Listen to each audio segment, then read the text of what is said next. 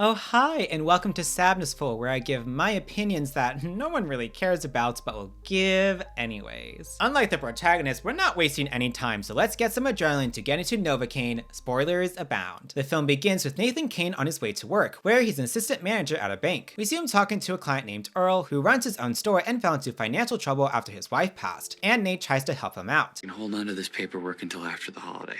Now, that should buy you enough time for Betty's Social Security and retirement to clear probate. Now, I can't promise that it'll save the store, but that should keep you in your house. After this, while getting coffee, Nate gets distracted looking at two figures embracing each other. So emotional. While pouring his coffee, his coworker Sherry approaches him and he accidentally spills it and burns his hand. Feeling bad, Sherry offers to take him out for lunch, but Nate declines. Actually he does accept and they go out to a diner. Sherry gets a cherry pie that she's obsessed with, and Nate just orders a drink. Their order arrives and Sherry offers Nate a bite of the pie. Oh, no, I'm okay. I'm fine. No, I'm good. I'm really sorry. I'm fine. I can't. Jeez, what's your deal, bruh? It's just a pie. Anyway, Sherry asks why, and Nate explains he has a genetic disorder called SIPA, congenital insensitivity to pain with androsis. To pain with anhidrosis. Anhidrosis. Anhidrosis. What? Anhidrosis.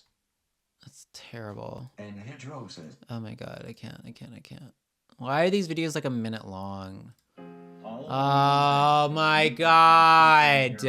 Hydrosis or anhidrosis. Anhidrosis or anhidrosis? Anhidrosis or anhidrosis. I'm gonna go with anhidrosis. Congenital insensitivity to pain with anhidrosis, which means that Nate cannot feel any pain or any temperature and he cannot sweat, which is why he didn't seem affected when he burned his hand. He literally didn't feel it. And this is a real condition, by the way, that was not made up for the film. Because of his condition, Nate can't have solid foods because he could accidentally bite off his tongue without realizing it, which is why he didn't want to bite of the pie. Sherry, being very understanding of his condition, still tries to get Nate to taste the pie, which he does, and he proceeds to have a food orgasm. Next, we see Nate talking about his lunch with his gamer friend Roscoe. We learn here that Nate has been crushing on Sherry for months now, but he feels like if he dates her, he'll mess it up somehow. He's a very cautious and awkward character, but that makes sense given his condition. Anyway, Sherry invites him to go out to a bar later that night, and Nate builds up the courage to go. While there, they have one of the most awkward conversations I've ever seen, and not in a funny way. And at one point, Nate is approached by an old classmate who calls him Novocaine, which was a nickname he received while in school, hence the title. Later, they go back to Nate's place and he shows Sherry his tattoos that he did himself.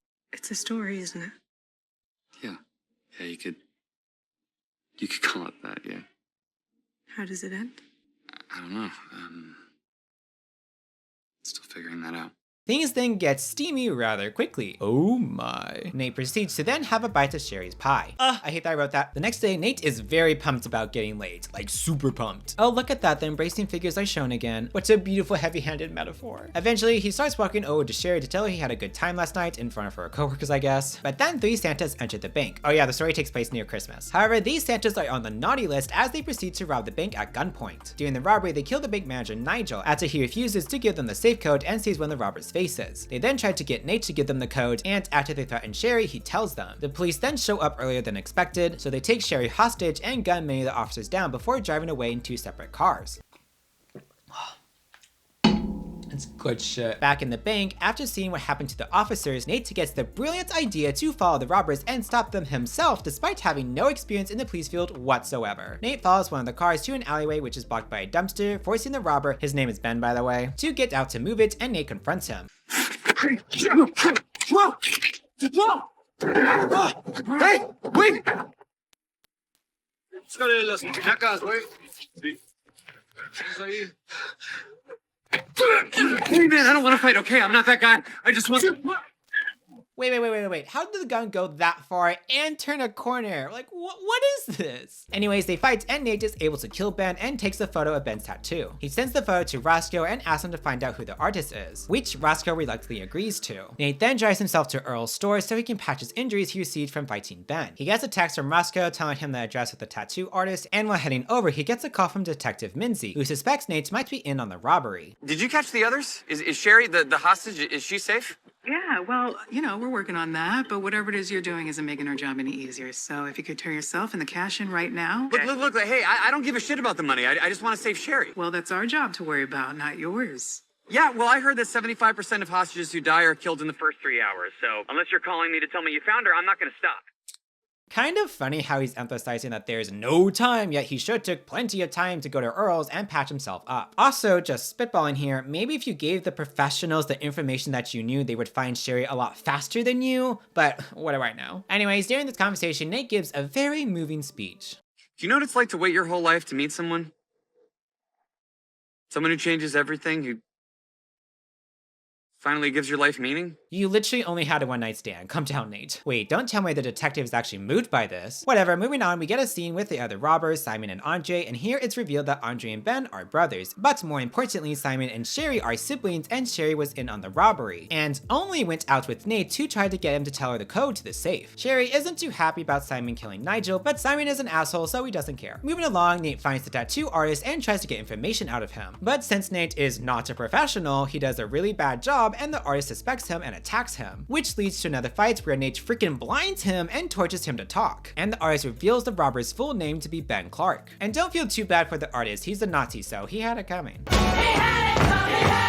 Using the information he got, Nate is able to get Ben's address and heads there. Meanwhile, Andre gets worried about his brother and decides to find him. Nate arrives at Ben's and finds out it's littered with booby traps. Which, why? What's the point of this? You wore disguises so the police wouldn't know your identity, which means they would have no reason to go to your house. If anything, booby trapping the house would just confirm to them that you did something bad and also probably get you more murder charges. And that won't stop the police from searching your house. It will take them a lot longer, which will give you more time, but then what was the point of wearing the disguises? Anyways, Nate gets caught in a snare trap and calls Roscoe to ask him for help. But Roscoe isn't too pleased with getting more involved in Nate's mess. I don't know who else to call.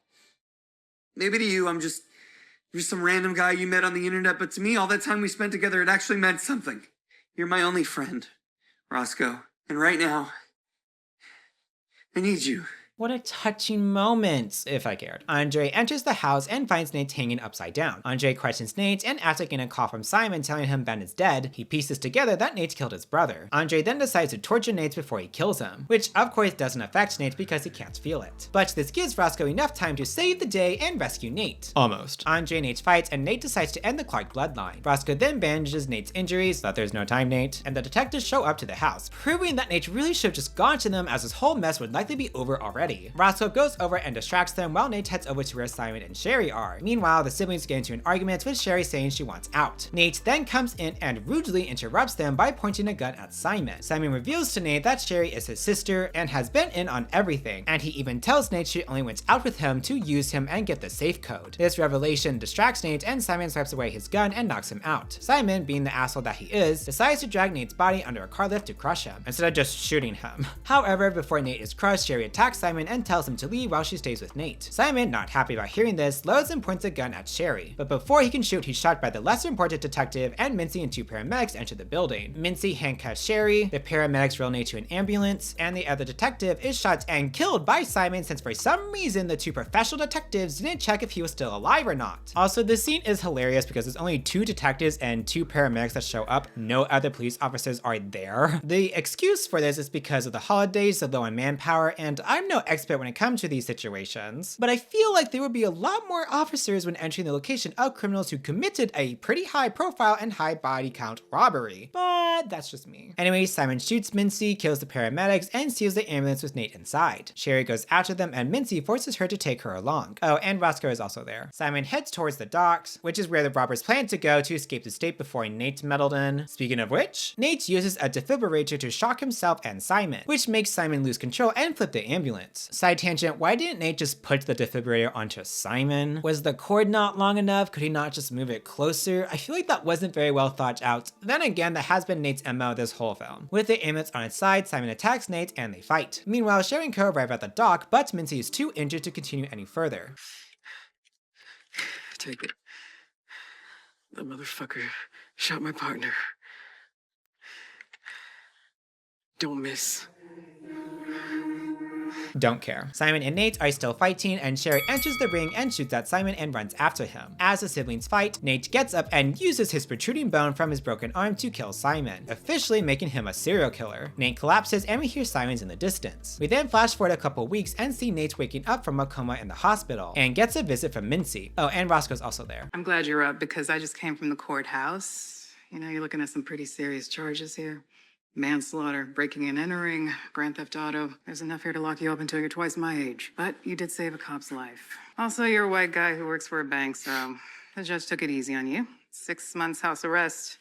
5 years probation. Flash forward a year and we see Nate's fully recovered playing video games with Roscoe. After this, we see Nate on a date with Sherry while she's in prison, and he shows her his finished tattoo. Oh, so corny. Sherry mentions it'll only be 8 more months till she's out, which seems like a generous sentence all things considered. And the film ends with Sherry leaving the visiting room and Nate eating the cherished cherry pie. Hope you don't bite your tongue off. And that concludes the overview. Now onto my likes. There's actually not really much I particularly enjoyed. I think the concept is interesting in that Nate can't feel pain, and so he uses that to his advantage when taking down the robbers, and for the most part I think the film did a good job of showing Nate cleverly using his condition to his advantage. I did like that Sherry was in on everything because that justified a lot of her actions. Her being very caring and interested towards Nate felt weird since we didn't see any prior interest she had in him, and anytime they interacted it was very awkward. Plus the robbers showed her their face but didn't kill her like Nigel. But that all makes sense since she was manipulating Nate and she was working with the robbers. In terms of my favorite character, I think I had to say Earl because I don't have any issues with him. For the most part, I didn't really think any of the characters were written well, which brings me to my dislikes. There's a lot in this film I don't think is well written, the characters being one of them. Nate was fine in the beginning, him being cautious and lacking confidence made sense, but then once the robbery happens, he makes the most baffling decisions. Going after the robbers himself, insisting there's no time to go to the police, but takes plenty of time doing other things, and just plain not having the professionals handle the situation was just very poor decision making. I can see an iteration where his actions feel less stupid, but the reasons given in this film were just not strong enough to justify his actions. And sure, you could just say he's being stupid, which he is, but the film's not really framing him to be stupid. That said, he was technically right since he did get to Sherry before the police, barely, so I guess I gotta give him that. Moving on to the robbers, they walk like assholes, they talk like assholes, therefore they are assholes. And one note, Roscoe is there, and he's used to help provide touching moments with Nate, showing how he's alone and needs Roscoe, but their relationship isn't developed enough to care. Plus, it's hard to feel anything for Nate when he asks for help since he put himself in a dumb situation. Then there's Sherry, who does so many 180s it makes me sick. I do like that she's in on everything. I do like she's mad at Simon for killing Nigel. That clearly wasn't part of the plan, but at one point Simon mentions they've killed before, so why now is she having second thoughts if this has happened before? It makes sense if this was the first time Simon killed somebody, but it's not. Also, her actually falling in love with Nate just felt a little too random for me, and her and Nate ending up together is something that I despise.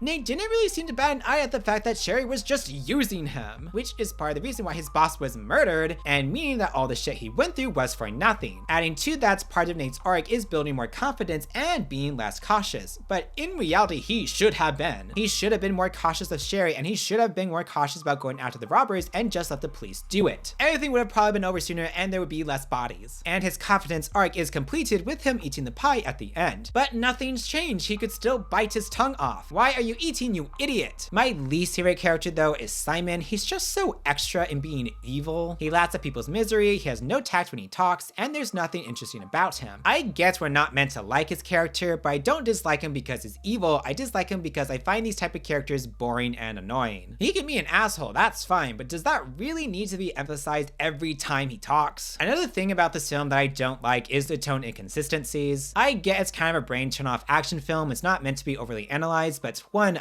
I can't do that. 2, so many stupid things are happening that it's distracting. And 3, the action isn't even that good. There is some good fight choreography, but there's also really weird slow-mo shots that just don't look good, and a lot of the time Nate's opponent is kindly waiting for him to strike them. Going back to the film's tonal issue, the film can't decide if it wants to be an action thriller or a comedy, which you can definitely blend both. The Hitman's Bodyguard and Deadpool movies are great examples, but with Novocaine, the cinematography is very gritty and dark, which I do like. But it's off-putting when the cinematography is paired with Nate joking around during a fight scene or taking a call and wishing someone Merry Christmas after blinding someone. Everything is framed to be dark and serious, but the characters don't always act like it is, often making witty comments or acting over the top. Now, in the opposite of that, the film has these serious moments like Nate talking to the detective about caring about someone, and Nate telling Roscoe he has no one else to turn to, but these scenes kind of fall flat because there's not enough development nor enough shown to warrant emotion from the audience. And the dialogue in these scenes just feel very melodramatic, and honestly the dialogue throughout the whole film is a choice. But in general, and in my opinion, I don't think the film does a good job of blending two different genres, which brings me to my How I Change section. With my changes, there's 4 things I want to focus on.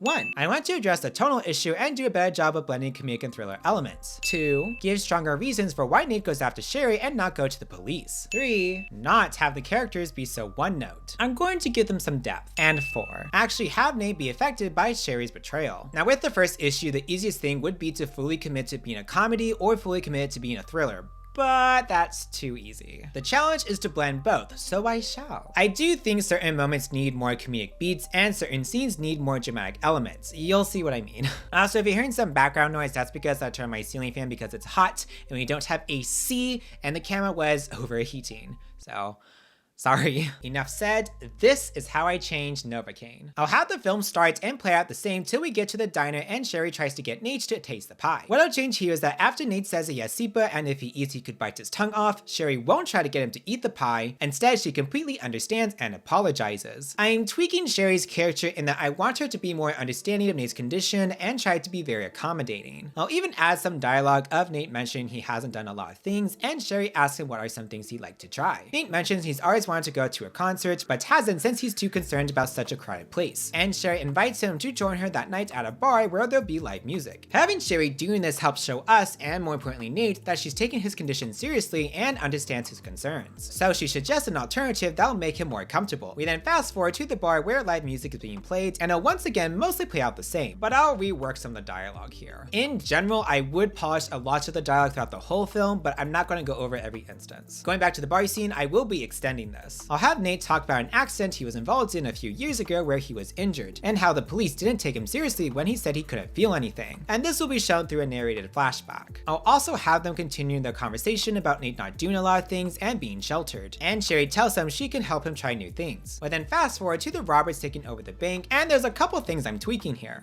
First, I'll be toning down the dickishness of Simon.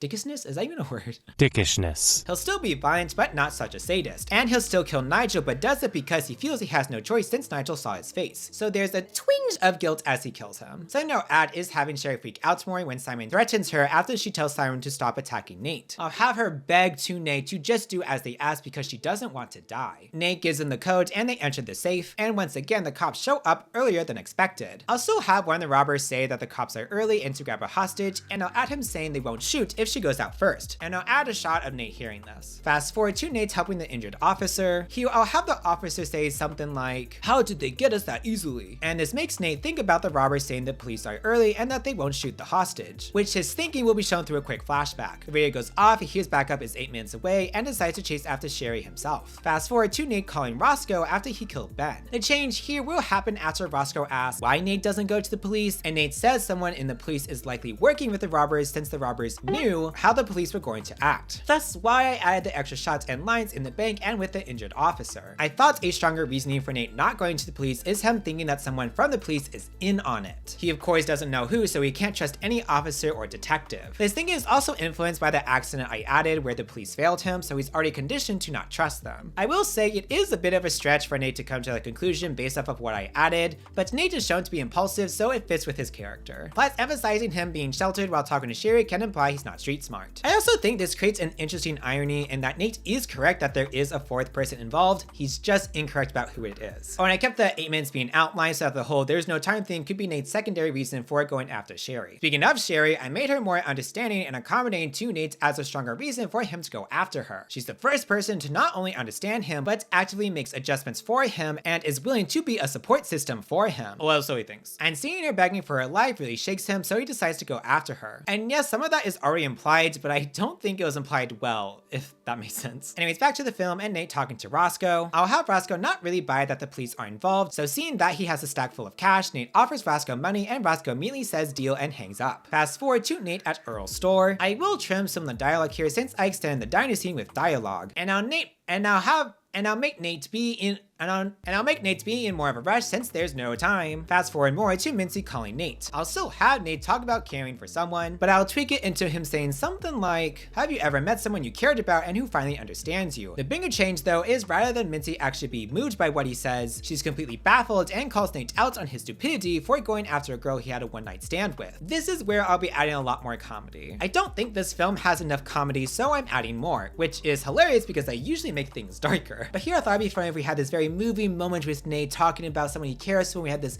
moving, sweepy music, and it cuts to Mincy giving absolutely zero shits. I'll actually be adding a lot more comedy through the detectives, and have them both be witty and be annoyed with Nate since he's making foolish decisions and slowing them down, and constantly calling him out on this. And his foolish decisions are why they don't get to Sherry before Nate. Nate's actions are causing them to have to investigate other scenes, slowing down the rescue of Sherry, and at one point Mincy will tell Nate this. I just think making the detectives more comedic will help blend the comedy into the film better, keeping the serious and dramatic elements with just the robbers. And again, I'm not going to go over every instance of the detectives being comedic since this video is going a lot longer than I wanted. So just know that their personalities, specifically Minzy's, are a lot different. Fast forwarding to the scene where it's revealed Sherry is in on everything. Again, I'm toning down the assholiness of Simon, and when Sherry brings up that he didn't have to kill Nigel or the police, he tries to defend it, saying he had no choice since Nigel saw his face and the police showed up earlier than Sherry said they would. I'm changing Simon's character to have more of a downward spiral. Things are going wrong left and right. He's killed people for the first time. I'm catching the line where he says he's killed people before. And he's losing his mind and trying to deflect, blaming Sherry for things that went wrong, which causes a rift between them and will eventually lead them to turn on each other later in the film. Fast forward now to Nate hanging upside down in the snare trap. And yes, I made fun of the booby traps being there, but the scene has a lot of comedic elements, so I'm not cutting it. However, what I will change here is that I'll have Roscoe not be moved by Nate telling him he's his only friend, and he says he's not getting involved in Nate's mess. Nate says he'll give him more money, and Roscoe immediately says he's on his way. I'm making Roscoe be more motivated by money because again, it adds more comedy. And also, I think it's more realistic he would help Nate for money rather than the whole, oh, you're my only friend angle. I didn't find that believable. He'll still care about Nate, he's just going to act tough and pretend that he doesn't. But through his actions helping him and being at the hospital at the end, we know that he does. Fast forward now all the way to Nate confronting Simon. Once again, Simon tells Nate that Sherry was working with them, but he's not laughing about it. Instead, he's really defensive and pretty much puts all the blame on her. Nate once again will get distracted, and Simon sees the opportunity to strike. They fight, and once again, Simon knocks Nate out. But instead of being a sadist and putting Nate under the car lift, he goes to shoot him but is stopped by Sherry, and she tells him to go. Now, I'm slightly changing Sherry's motivation here. She doesn't stop Simon because she loves Nate, she stops him because she sees the monster he's becoming and doesn't want to see anyone else die. Once again, Simon will load and point his gun at Sherry, because at this point he's basically convinced himself she's the problem, not him, and he goes to pull the trigger, but he moves the gun last second and shoots the wall as he can't bring himself to shoot his sister. Yet. They hear sirens in the distance and Simon knocks Sherry to the ground, grabs Nate, who can barely stand, as hostage, and heads to his car. Once outside, he sees Mincy and Coltrane, that's the name of the other detective by the way, and he shoots at them, injuring Mincy and killing Coltrane. He then gets in his car with Nate and leaves. Meanwhile, Sherry gets up and runs outside and sees Mincy shaking Coltrane's body. And here we pretty much get the same interaction as before, it just takes place outside. I cut Coltrane shooting Simon because I thought it was so stupid that they didn't check if he was dead, and I just found it ridiculous there was just 2 detectives and no other officers. So I changed it so the detectives got to the scene first and were waiting for backup, but decided to head in when they heard a gunshot. This also shortened the scene, which is good since I extended the bar scene with a flashback. And this way, Mincy sees that Simon has a hostage who is very injured, so she knows time is of the essence, giving her more reason to make Sherry take her to Simon than just because he killed Coltrane, which is a big reason already, but it doesn't hurt to give her more motivation. Anyways, the film will continue mostly the same, except Roscoe isn't in the car, and as Simon drives, he doesn't talk about hunting Sherry. Instead, he just continues blaming her for everything and is angry about how everything got messed up, clearly spiraling. And since they're not in an ambulance, Nate won't grab a defibrillator. Instead, he just grabs the wheel and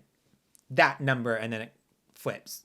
The film then continues the same till we get to Simon pointing his gun at Sherry, now prepared to kill her and fully becoming the monster, but Nate once again stops him. Fast forward to Nate in the hospital. Roscoe is there, which surprises Nate, and he can make a sarcastic comment saying that Roscoe does care, and Roscoe tells him to shut up. Nate asks what happens, and Roscoe tells him that Sherry turned herself in. Mincy comes in and mostly has the same conversation, but he'll have Nate apologize and mention he should have never gotten involved. I'm going to have him be very down on himself because he believed in the wrong person, and Mincy will tell him that yes, he was being stupid, but in the end he did catch the robbers and that he does have a good heart, or something like that. We're then going to fast forward a year and see Nate in the prison talking to Sherry. And I'm cutting the scene where Nate plays video games with Roscoe because I'm extending the scene in the prison. And I'm going to have Nate talk to Sherry about what happened. He's not in love, he's just trying to process everything, and there's no pie. I just think it'd be really powerful if the conversation with Sherry was about how he was hurt by her using him and how he's moved on from what happened. And his arc is still...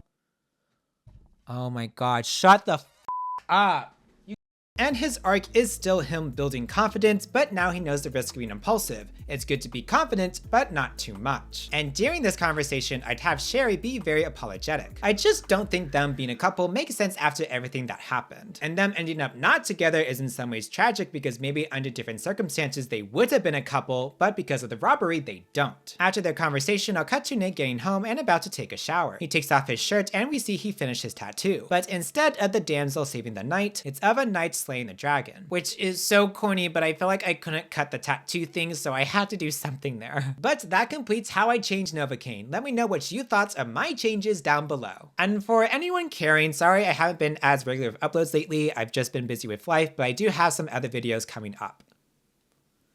Okay, we're done. Oh my god. Oh my god, I'm just gonna over this dumbass shit.